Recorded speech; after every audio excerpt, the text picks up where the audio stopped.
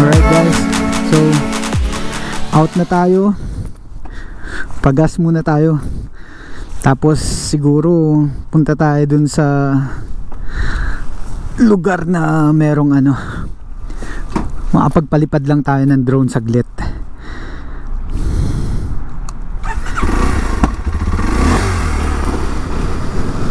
Ayun o, gasoline station, 7-Eleven. Dito maraming 7-Eleven din guys, no? Dito self-service yung ano, gasoline station. 89 lang tayo. Alright, that's it. Okay, dito sa mga stop na ganito, delikado talaga yung motor. Kaya ayan, steady lang tayo dito para hindi tayo tamaan.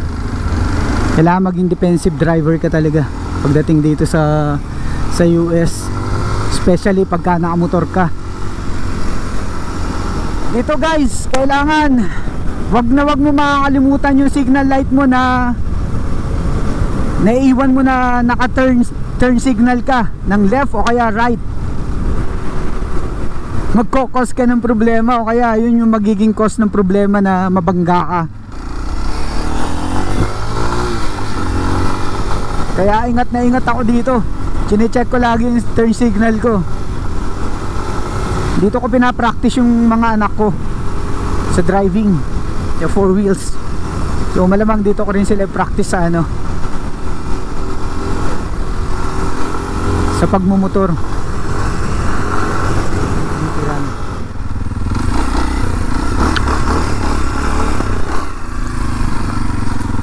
Okay, so ito na yung space na sinasabi ko. Ayun yung lugar ng mga homeless.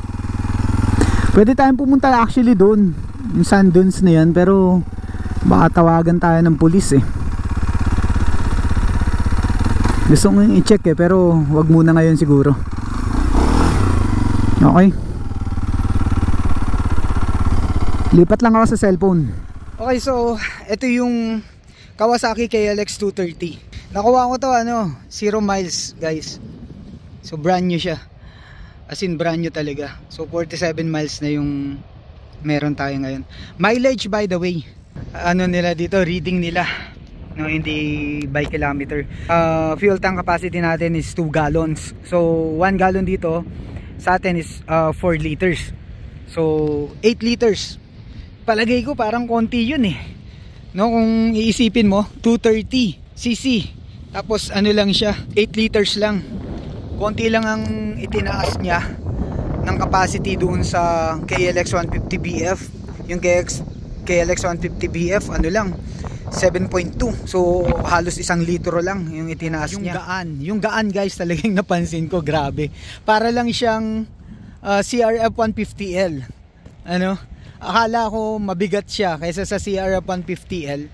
Pero nung sinakyan ko na siya, grabe. Parang ang actually parang mas mabigat eh. So feeling ko lang parang mas mabigat. I don't know sa papers kasi hindi ko pa masyadong chine-check yung specs nito eh, against dun sa CRF 150L. Pero pakiramdam ko guys, mas mabigat yung CRF 150L, or kung hindi ako nagkakamali, halos pareho lang sila.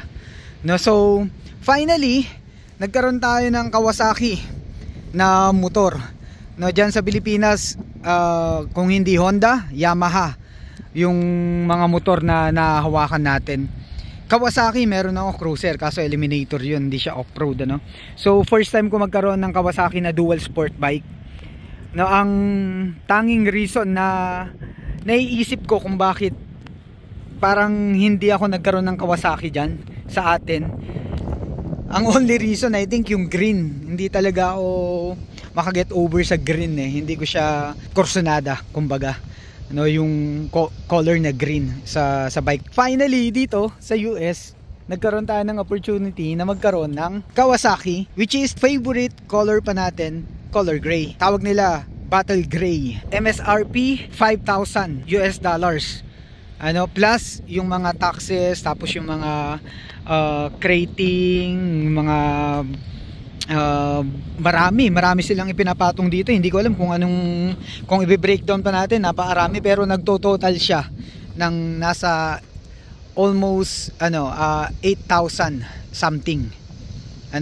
So naka-discount tayo dun sa lugar na binila natin ito, kasi last na siya na unit ng color gray, tapos 2024 na yata yung available nila.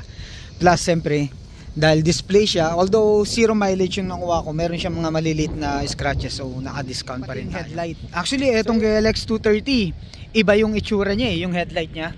Ayan mas maangas na yung headlight niya kung tutuusin, kumpara dun sa headlight na meron tayo dun sa Pilipinas. Ito mas sporty yung look niya, tapos mas maliit. Pati yung fender guys, tingnan nyo yung fender, sporty din hindi katulad nung nandyan sa Pilipinas natin na parang ang iksi, pero ito pasok na pasok, ang gwapo. So isa pang ikinagulat ko guys, by the way, dito, although papel lang yung license plate, meron na siya agad license plate guys. Paglabas ng kasa, ipiprint nila yan, legal yan, galing mismo sa record ng DMV yan, magkakaroon siya. Tapos January pa guys, diba? Tapos may J sa letter ng license plate ko. Imagine, J for me of course. So yan, so talagang meant to be itong motor na to, guys. So I'm really happy na I had this opportunity para may share sa inyo itong kasiyahan, munting kasiyahan nating mga dirt riders. So siguro abangan nyo na lang yung mga videos ko this coming weeks or so. Alright, so siguro hanggang dito na lang muna tong video na to. Maraming salamat sa panonood. Stay safe, ingat lang lagi sa pagmamaneho. Isang pagkakamali lang natin, semplang yari tayo. Okay, so again, this is Joel saying ride hard, ride safe, peace out.